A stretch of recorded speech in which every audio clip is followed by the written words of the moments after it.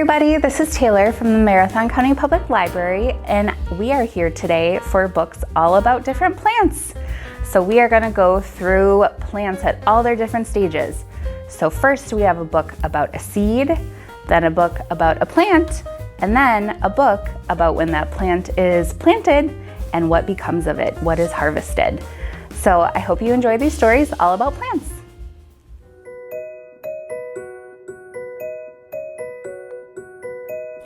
Our first book today is called The Watermelon Seed. So I want to ask you, have you ever swallowed a seed before? From a watermelon or maybe another fruit? Well, let's see what happens in the watermelon seed. I love watermelon. Chomp, chomp, chomp. It is the best. Number 1. Ever since I was a teeny tiny baby crocodile, it's been my favorite. Chomp, slurp, chomp. From the baby carriage. I like it for breakfast, I like it for lunch, I like a big salty slab for dinner, and I love it for dessert. I love watermelon. Uh-oh, what's in that piece of watermelon? It was a black seed, wasn't it? Oh no, I just swallowed a seed. I swallowed a seed! What's gonna happen? I can feel it growing in my guts. Soon, vines will come out of my ears. My stomach will stretch. My skin will turn pink. I don't want to be in a fruit salad. Somebody please help me. Should we help him? Oh no, his tummy's grumbling. Grumble, grumble, grumble. Oh no, I can feel it growing inside me. It's happening right now. My stomach feels funny. Oh, there goes the seed. Okay, there's the seed. It's out. Oh, that was way too close. No more watermelon for me. Never again. Well, maybe I can just have a teeny tiny bite. Chomp, chomp, chomp. Oh no. More seeds. But does that happen if you swallow a seed? No, you won't grow vines out of your ears or turn pink. But our crocodile, he seemed to think so, but he'll be okay. So that was our first book called The Watermelon Seed.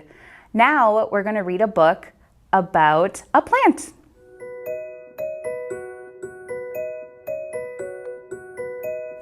Our next book is called Keep an Eye on Ivy. So this is about a plant. I am very happy today. That's because it's a special day. Today it's my birthday. Ooh, look at all those presents and balloons. I've been given lots of presents. My favorite one is green, and her name is Ivy. I have to take good care of her. So there, he's watering her, taking good care of her. On Monday, I see Susie in the living room. Hello, Susie. Have you seen the cat anywhere? No, he must be outside chasing mice. Ah, that makes sense. I'm going to my judo class now. Will you keep an eye on Ivy for me? Thanks. Off he goes to judo class. Hey, Grandpa, have you seen the cat? Or Susie? I can't find her. Well, it's Tuesday, so your sister must be at her music lesson. Ah, that makes sense. I've got to go out now. Will you keep an eye on Ivy for me? Thanks. Hello, Grandma. Have you seen the cat? Or Susie? Or Grandpa? Well, it's Wednesday, so Grandpa must be at his chess club. Ah, that makes sense. I'm gonna go play outside now. Will you keep an eye on Ivy for me? Thanks. Hello, Dad. Have you seen the cat? Or Susie? Or Grandpa? Or Grandma? Well, it's Thursday, so Grandma must be meeting her friends at the library. Ah, that makes sense. I'm going to go do my homework. Will you keep an eye on Ivy for me? Thanks. Hello, Mom. Have you seen the cat? Or Susie? Or Grandpa? Or Grandma? Or Dad? Well, it's Friday, so your dad has probably gone out to play some football. Ah, that makes sense. I'm going to bed now. Will you keep an eye on Ivy for me? Thanks. What's happening to Ivy? Hello, Ivy. Have you seen the cat? Or Susie? Or Grandpa? Or Grandma? Or Dad? Or Mom? It's very strange. Where could everybody be? What do you think, Ivy?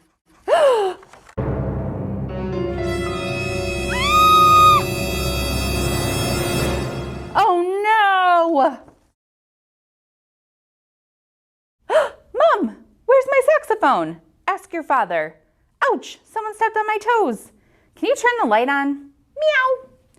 This is very annoying. I wanted to make a cake, but I can't find the kitchen. Have you seen my red tie anywhere, darling? Oh, here you all are. That's good. But who's keeping an eye on Ivy? Ivy, I am very disappointed in you. It's rude to swallow people without asking first. If you're hungry, let me know. I will share my sandwiches with you. But guess who will be keeping an eye on you now? Everybody. So she grew and grew and grew because she swallowed them all. So that was Keep an Eye on Ivy, our second book. So now we're going to jump down to the aquarium and see some plants that live down there. Or are they animals? Let's find out.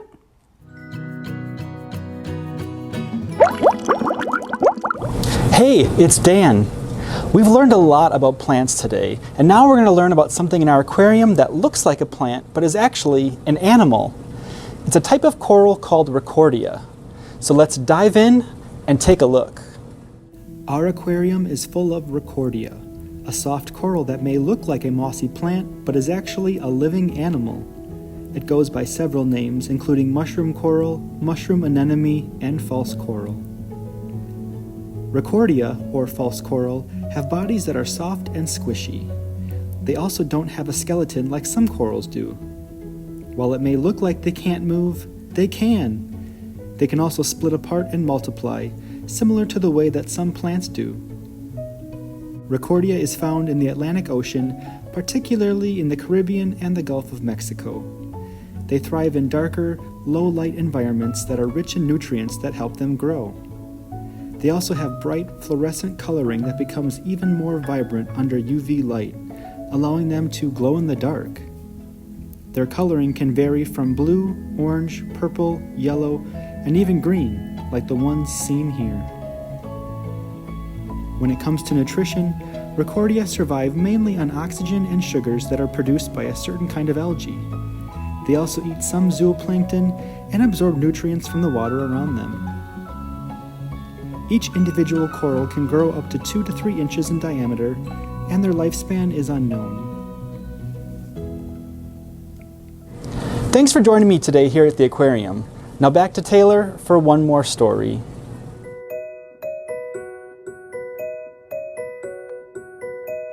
Our last book today is called Sophies Squash. So this is what happens when we harvest a plant.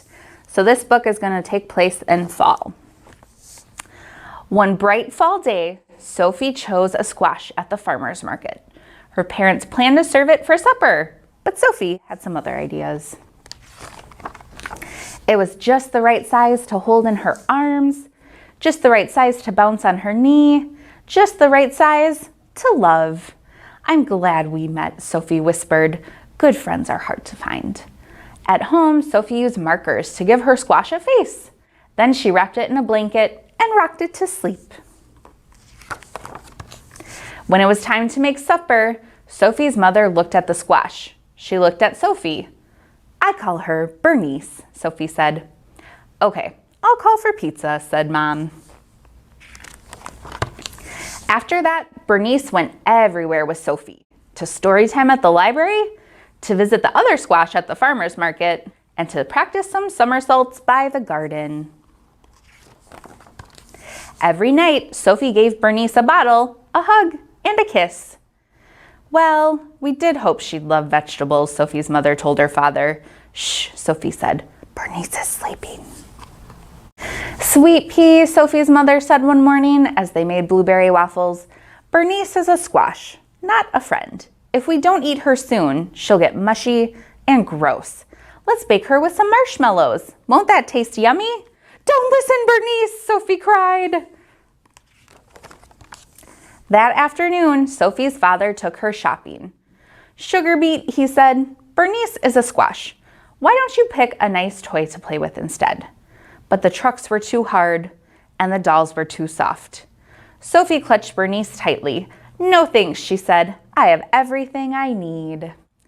After supper, Sophie's parents called a family meeting. Bernice napped in Sophie's lap. "Why don't we donate Bernice to the food pantry before she rots?" her father suggested. Sophie shook her head. "Bernice will last forever," she said. "Bernice seems a little blotchy," said Sophie's dad on the way to the library one day. "She looks perfect to me," Sophie replied. At story time, some kids pointed and stared. "What's that spotty thing?" a boy asked. "Her name is Bernice, and she's a squash," Sophie said, "with freckles." "Okay, maybe Bernice should stay home next time," Sophie's mom suggested. "But why? She wasn't the one being rude," said Sophie. Still, as winter neared, Sophie noticed changes. Bernice seemed softer, and her somersaults lacked their usual style. "Visiting friends will cheer you up," Sophie said. At the farmer's market, squash were everywhere. Firm, shiny squash. "What keeps a squash healthy?" Sophie asked the farmer. "It's simple, really," he said. "Fresh air, good clean dirt, a little love." Well, Sophie thought, I have all of that. At home, Sophie cleared leaves from Bernice's favorite spot. She made a bed of soft soil, tucked Bernice in, and kissed her goodnight. "Get better soon," she whispered. That night, while Sophie slept, the wind whistled and tiny snowflakes fell. When she awoke, the world was covered in white. "Do you think Bernice is cold out there?" Sophie asked her mother. "I'm sure she's warm and cozy under her snow blanket," her mother replied.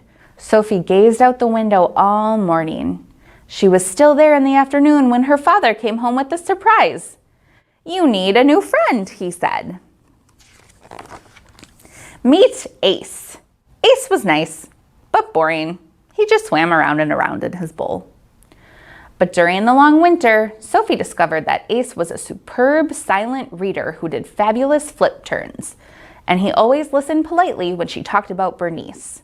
Bernice was great at keeping secrets. When the snow finally melted, Sophie rushed to the garden. The only thing there was a small green sprout. It looked strangely familiar. "Bernice," Sophie said, "how was your winter?" So look, Bernice is back. After that, Sophie, Ace, and Bernice ate lunch together every day. Then it's turning to summer. One bright summer morning, Sophie somersaulted across her yard, landed by the garden, and stared in disbelief. Holy cow, that's Bernice. Bernice had grown to tiny squash. "Wow," Sophie told them. "You look just like your mom." Oh, look at the baby squash. Aww. Soon, Bonnie and Baxter were just the right size for Sophie to hold in her arms and bounce on her knee. They were just the right size to love. Okay, so that was our last book called Sophies Squash. I really like that story. Thank you all for joining us today to hear some books about plants, and we will see you next time for Family Story Time.